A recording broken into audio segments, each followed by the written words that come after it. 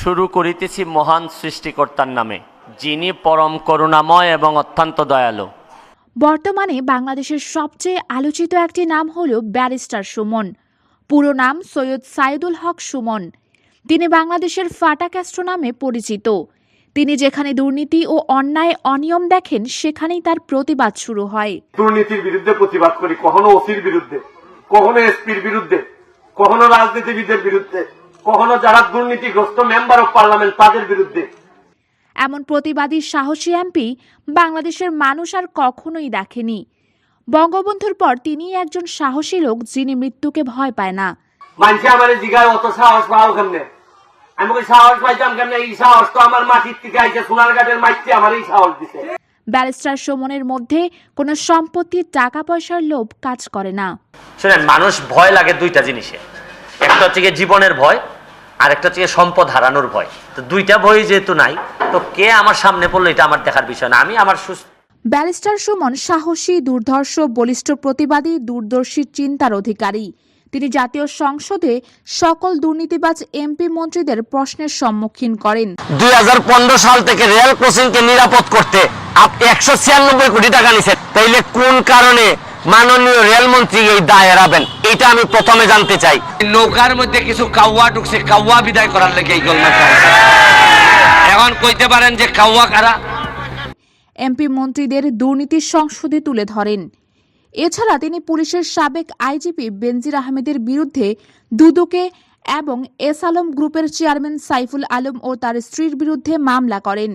এমনকি সাংবাদিকদের অনিয়মও মিডিয়াতে তুলে ধরেন। কিন্তু প্রথম আলো যে নিচে নামতে নামতে শাড়ি পর্যন্ত খোলা শুরু করছে, এটা তো আর আমরা জানতাম না।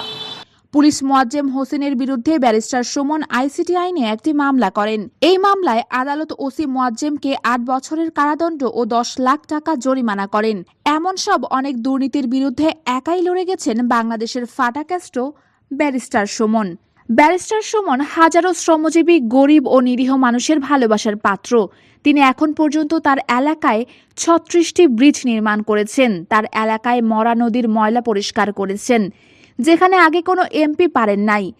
তিনি একজন সাহসী এমপি, যিনি তার বেতন কত পান এবং সরকার থেকে কত অনুদান পেয়েছেন তার সব জনগণের উদ্দেশ্যে প্রকাশ করে দেন। ব্যারিস্টার সুমনের ফুটবল টিম নিজ গ্রাম হবিগঞ্জের চুনারুঘাটে প্রতিষ্ঠা করেছেন ব্যারিস্টার সুমন ফুটবল একাডেমি।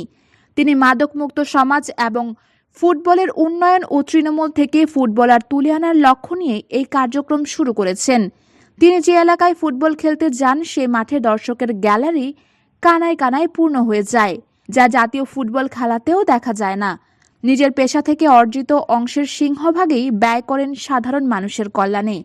সুমনের গন্তব্য নিজের সফলতা দিয়ে মৃত্যুর আগ পর্যন্ত জন্মভূমি ও এর বাইরের উন্নয়নে সর্বসাধ্য দিয়ে চেষ্টা করা। ব্যারিস্টার সুমনের পারিবারিক ও শিক্ষা সম্পর্কে জানা যাক। সৈয়দ সাইদুল হক সুমন 1979 সালে হবিগঞ্জ জেলার চুনারুঘাট উপজেলার পীরবাজার নামক গ্রামে জন্মগ্রহণ করেন। তার বাবা সৈয়দ এরশাদ আলী ছিলেন একজন ব্যবসায়ী এবং তার মা আম্বিয়া বেগম চৌধুরী হলেন গৃহিণী। বাবা মায়ের 6 সন্তানের মধ্যে তিনি সবার ছোট। সুমন এসএসসি পাশ করে ঢাকা কলেজ থেকে এইচএসসি পাশ করেন। এরপর ঢাকা বিশ্ববিদ্যালয় থেকে বিবিএ ও এমবিএ পাশ করেন। তারপর ইংল্যান্ডে গিয়ে ব্যারিস্টারি পাশ করেন। তার স্ত্রী শাম্মী আক্তার যুক্তরাষ্ট্র প্রবাসী। সুমনের এক ছেলে ও এক মেয়ে। সৈয়দ সাইদুল হক সুমন বাংলাদেশ সুপ্রিম কোর্টের আইনজীবী। সৈয়দ সাইদুল হক সুমন যুবলীগের কেন্দ্রীয় আইন বিষয়ক সম্পাদক ছিলেন। তিনি স্বতন্ত্র প্রার্থী হিসেবে দ্বাদশ জাতীয় সংসদ নির্বাচনে হবিগঞ্জ 4 আসনে 99,556 ভোটের ব্যবধানে বিজয়ী হন। তার নিকটতম প্রতিদ্বন্দ্বী ছিলেন বিমান ও পর্যটন মন্ত্রী মাহবুব আলী। সুমন একজন ওয়ান ম্যান আর্মি। আশা করি আমাদের আজকের এই ভিডিওটি আপনাদের ভালো লেগেছে। ভালো লেগে থাকলে অবশ্যই লাইক, কমেন্ট এবং শেয়ার করে আমাদের পাশেই থাকবেন। ধন্যবাদ।